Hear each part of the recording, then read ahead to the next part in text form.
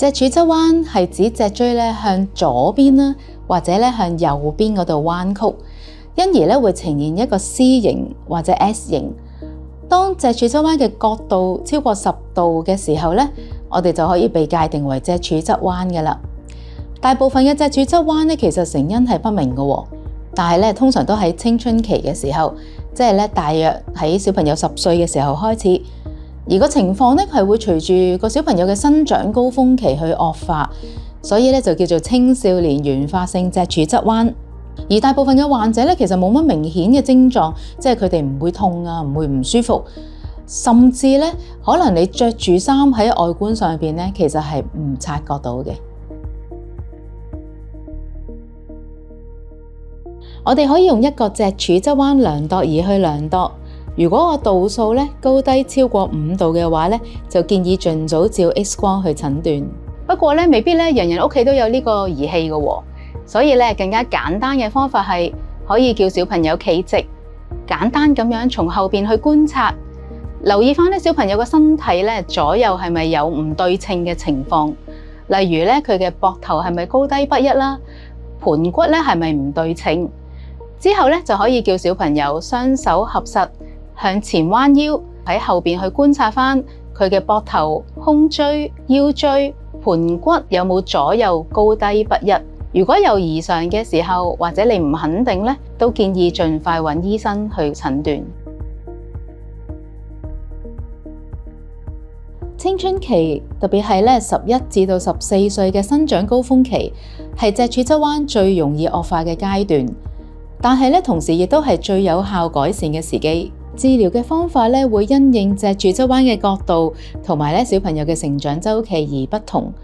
輕微嘅側彎咧，即係20度以下咧，主要就會靠運動治療，例如咧 Schoff Method 斯羅特運動。當側彎演變成中度，即係咧20至到45度，而小朋友仍然喺生長高峰期咧，就會建議用矯形架，同時咧繼續做運動去減慢惡化嘅速度。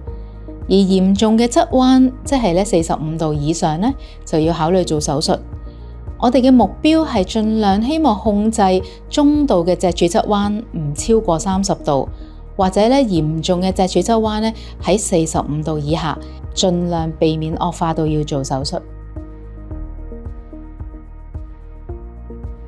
斯羅特運動係一個以3維嘅概念去矯正脊椎嘅方法。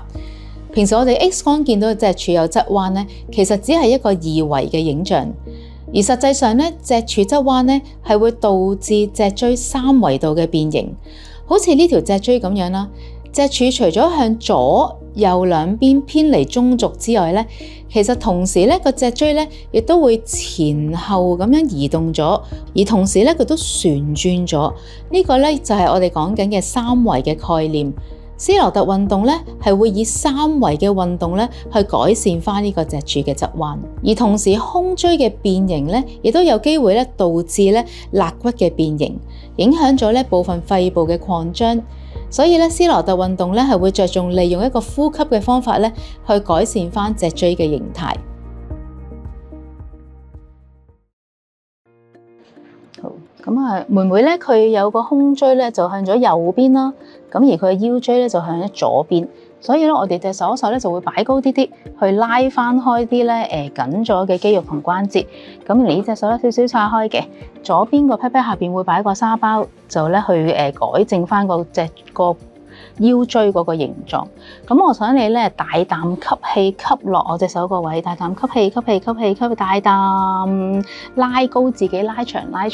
好，跟住咧就推啦。係啦，隻手踭用力，胸椎用力，係啊，左邊嘅盤骨向前多啲，啱啦，好 hold 住，試啦，好好啊。喺治療初期咧，小朋友要每星期喺物理治療師嘅指導下，學習運用自己嘅身體去矯正翻脊柱側彎，